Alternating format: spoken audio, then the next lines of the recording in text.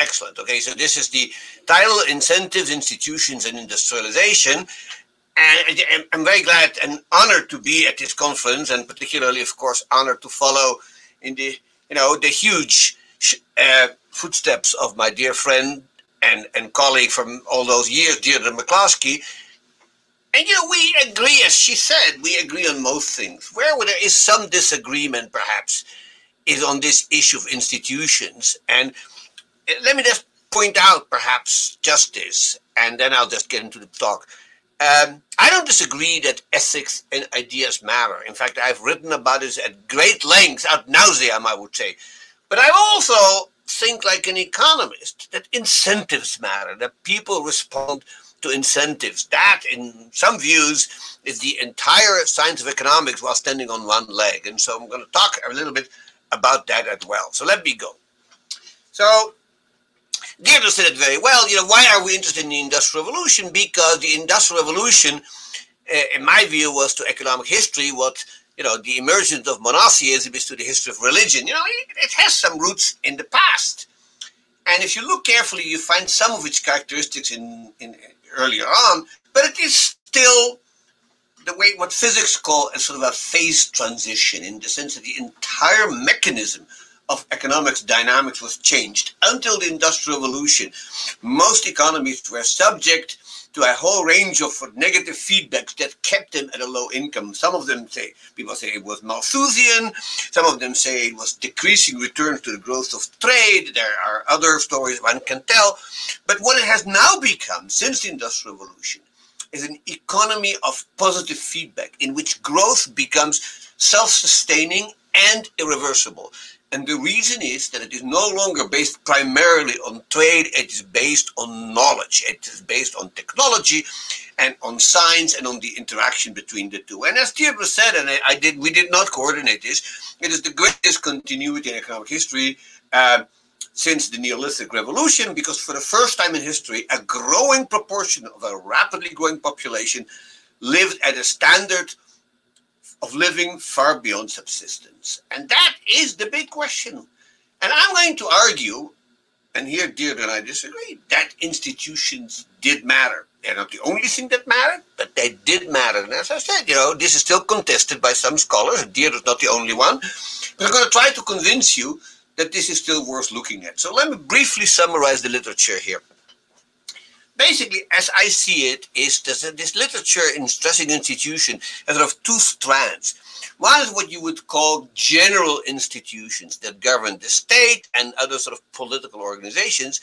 And the other are sort of specific institutions that pertain to something which is sort of uniquely British.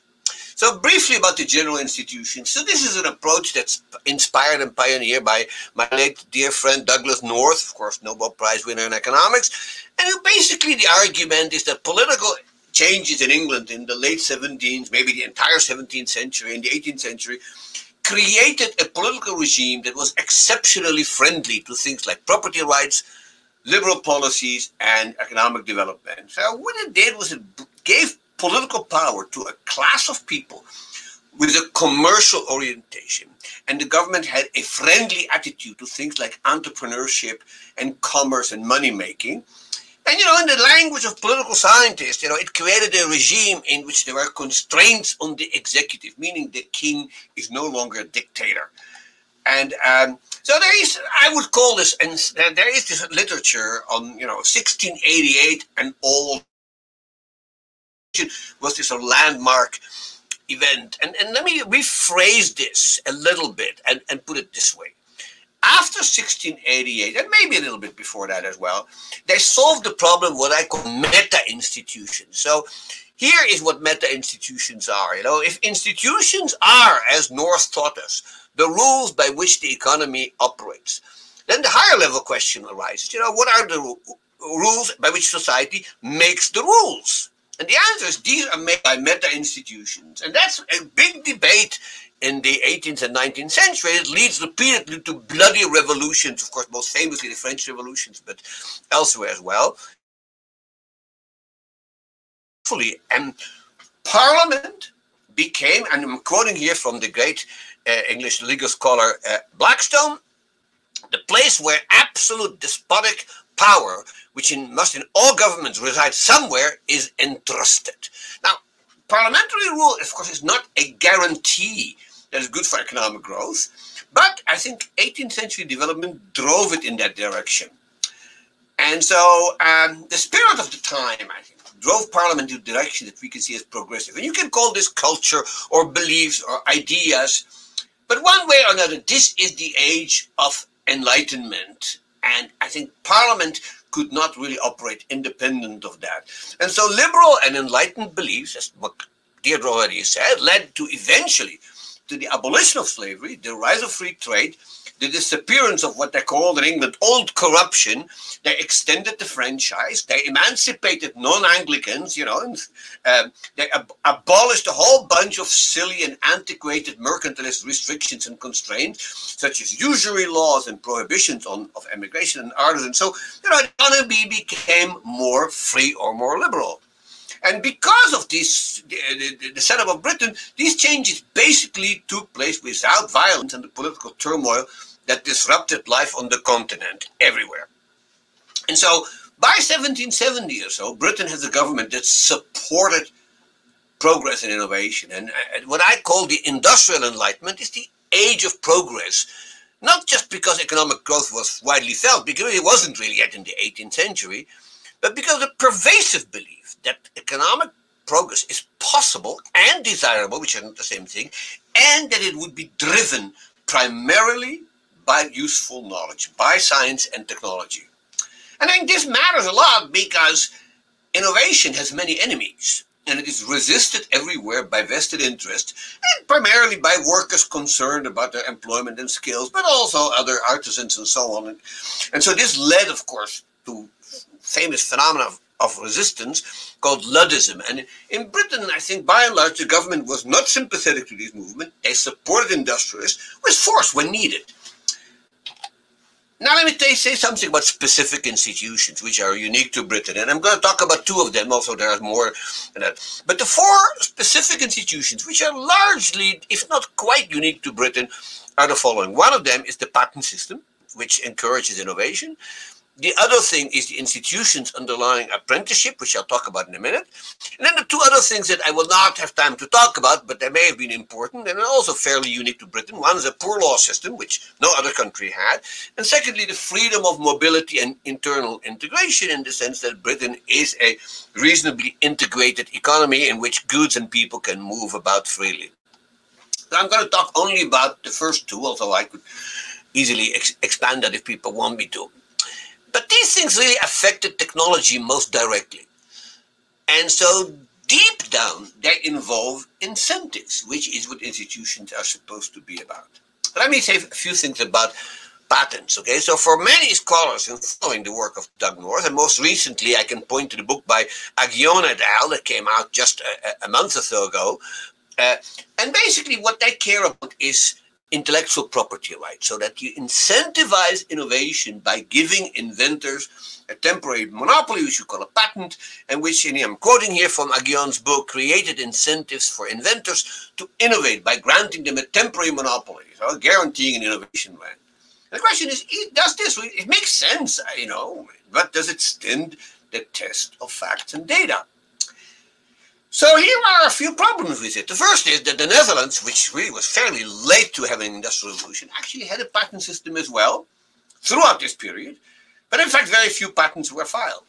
And secondly, if you look at the British patent itself, English patent, I should say, it was actually little used before 1750. It had existed since 1624, but really little used, very little before 1750. And then it suddenly takes off. So if you can see here, until about the Industrial Revolution, say the middle of the 18th century, it's basically flat with a few bumps here and there. And then you can sort of see it take off during the Industrial Revolution. So it seems, at least from a very crude sort of ocular thing, that it's not the patents that are driving the Industrial Revolution, but it's the other way around. It leaves us, of course, with another problem of not explaining it. Now, it's also true that only a small percentage of inventions were ever patented. And then a lot of patents were dead ends and never led anywhere. Now, a few patents I immediately had were smashing successes and made their inventors rich. Of course, the steam engine is famous for that, but you can think about other things such as bleaching powder, patented by a Scotsman called Charles Tennant in 1798, and so on and so forth. And so, it's not that patents were unimportant. It's not, but it's just that a lot of people didn't patent. For one reason, it was expensive. The enforcement was uncertainty, and many judges were hostile. Patents were unpopular because people were, trained that monopolies were bad, but also because many inventors were scientists, and they followed this famous statement by the great French inventor Claude Berthollet, who wrote, he says, when one loves science, he says, one has little need for fortune, which would only risk one's happiness. Well, there are some people who thought like that. Also, economists would probably think they are in the minority. And the fact is that inventors were driven by, if they couldn't be reverse engineered, they were promised ex-ante prizes, especially, of course, the famous Board of Longitude, which promised a big financial prize to somebody in solving the problem. They gave a lot of people who made important inventions ex post rewards and pensions. Then, of course, there's always first mover advantage. Excuse me. First mover advantage, so you're the first one to exploit it, you're going to make the money. And finally, people cared about their reputation, and that's, I think, which is, I think, very important. So people invented for all kind of reasons, and making money surely was one of them, but economists, shouldn't kid ourselves. That's the only thing. Being famous, having a reputation was another. Some people were altruistic. They just wanted to do good for humanity. You think about Edward Jenner, smallpox vaccine invention, or Humphrey Davy's, miner's friend, his lamp that wouldn't explode in coal mines. And there may even have been so intrinsic motivation. People just liked inventing. And so Britain had many famous inventors, but so did other countries. And then the question is, why Britain? And here I'm going to come to my second story about institutions, which is really something that I've come to believe in very strongly in the last 5 or 10 years. Now, you needed to have an industrial revolution, you needed more than inventors, right? You needed businessmen, managers, financiers, entrepreneurs, and Britain had these. They were, after all, again, quoting Blackstone, they were a polite and commercial nation. But what really counted here is the mechanics and artisans who not only built the new machines, but installed them and operated them and repaired them when they broke down, which happened all the time.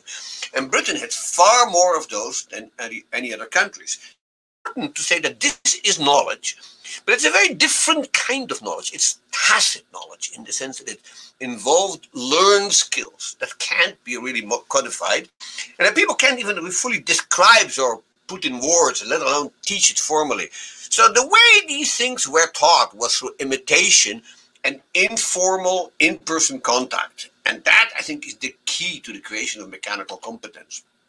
So there is abundant evidence that British artisans in the 18th century were far more skilled and competent and agile and productive than those of other countries. In part, we know this because British engineers and other technical experts were wandering all over the continent, all the way from Russia to Belgium and from Sweden to Italy, installing, repairing, organizing, teaching, consulting, and managing everything. And everybody, writing on both sides of the channel basically said the same thing. British mechanics and engineers were superior, and that gave Britain a significant advantage at the early stages of the Industrial Revolution. So here is a famous quote. This is actually prophetically by a Swiss manufacturer who said, "For a thing to be perfect, it has to be invented in France and worked out in England." And remember, even the steam engine had strong continental roots. The first model was built by a Frenchman called Denis Papin, based on the theories developed by Italian scientists such as Evangelista Torricelli. So, this is clearly not a British monopoly, but they were the ones to build the steam engines and develop them because they had the mechanics who could do it. And so how come? And this is where institutions come back in. The most important institution, I think, that here behind this is how mechanics and engineers are produced themselves, and that is through apprenticeship. And apprenticeship is how society produces skills. And if you think about it, it's a transaction, right, between a master and a young lad whose parents or guardians send him to study with this master. And one of the things that we have found, and this is one paper I've written with co-authors, there's a bunch of other things, is that Britain's system is uniquely flexible and capable of a strong supply response. And the main reason is that elsewhere on the continent, in most places, these apprenticeship contracts are enforced by guilds. And in Britain, that is just not the case. In Britain, they had to solve the problem of how to enforce these contracts. And you think about the contract. It's a difficult contract. It's what we call in economics an incomplete contract. It's a non-repeated game with asymmetrical information in which both sides have many possibilities for opportunistic behavior and shirking.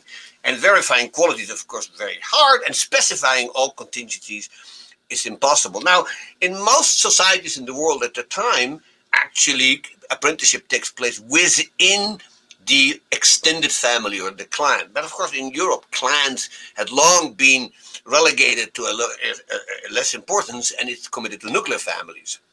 And so artisans are trained by non-relatives.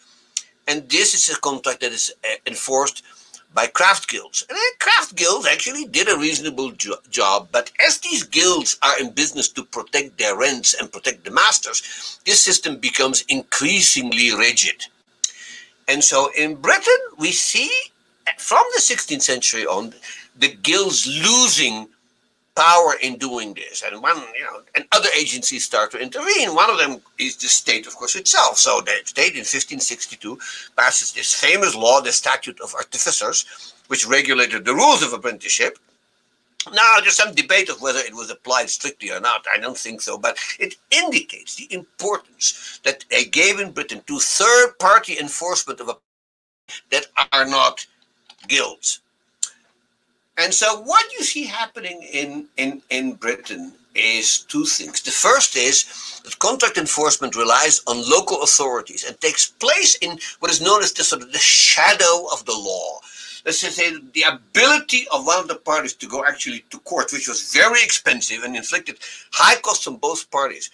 But both sides have sort of this credible threat of what they call a grim strategy, which is enough to create a self-enforcing equilibrium in which most players could cooperate and bring about a reasonably workable outcome. I say here efficient, I'm not too sure that that's actually true, but certainly workable.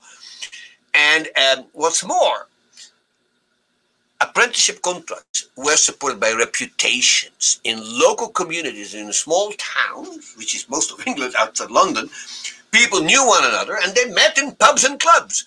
And if you misbehaved toward his apprentice by not teaching him or beating him up or doing all kinds of things, you took the risk of not being regarded as a gentleman. And this would be very costly, both economically and socially.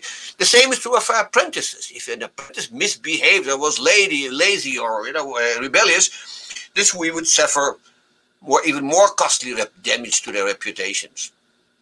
And so the result is that by the, say, 1700, this system in Britain works vastly better than anybody else. And Britain just produces more and better technicians, mechanics, and engineers. And so when the technology begins to change, when people start getting ideas, the industrialists could find the skilled engineers to carry them out. And one reason that James Watt and Leonardo da Vinci both had lots of good technological ideas, but Leonardo's were never built. And James Watt's was. Why? Because he could get the skilled mechanics and workmen who actually carried out this. And what is striking is that you see the demand for labor going up as the economy advanced, but there is no rise in the skill premium. And that suggests, of course, a successful system that supplies engineers elastically. So in sum then, think about institutions. Are they the driving factor of economic history? And were they exogenous? And so, institutions come from somewhere, and Deirdre is absolutely right, that institutions basically are driven in large part, if not entirely, by culture or belief. Now, other people argue the other way around. institutions drive culture, not the other way around. So this is a debate worth having, but probably not now. But the main thing that we have to keep in mind here, the underlying ideas of European institutions, is this movement of which we call the Enlightenment. And so people, I came up with the term industrial enlightenment, and then we had a medical enlightenment and an agricultural enlightenment, and so on and so forth. But to thrive, you know, I think the Enlightenment needed the right institutional environment. And it is striking that other literate and educated societies such as Islamic world or China did not experience anything like it, you know. And so why is it that European institutions were different enough to generate a movement that produces people who think outside the box, like Spinoza or Diderot or Hume? And of course, this is a long story, but I submit to you that the Enlightenment came out of something that we call a competitive market for ideas. And unlike China or the Islamic world, Europe produced something which I call the 3Ds: dissent, discord, and dispute, which takes place in a fractured and fragmented world where there's no state had any monopoly power outside its borders. And that, I think, makes for a huge difference. And so the Talmud says, you know, this jealousy of scholars shall multiply wisdom. And so the highly competitive market for ideas in the 16th and 17th century produced a great deal of knowledge and wisdom, and a few of the scientific insight led to technological breakthroughs, so most of that, of course, was to happen after 1780. And so for details, I now have to end, but for details, this is where I would all send you. You can see this is a beautiful cover, and many of the things that I talked about today are there, elaborated in great deal, ad nauseam, you could say. Thank you.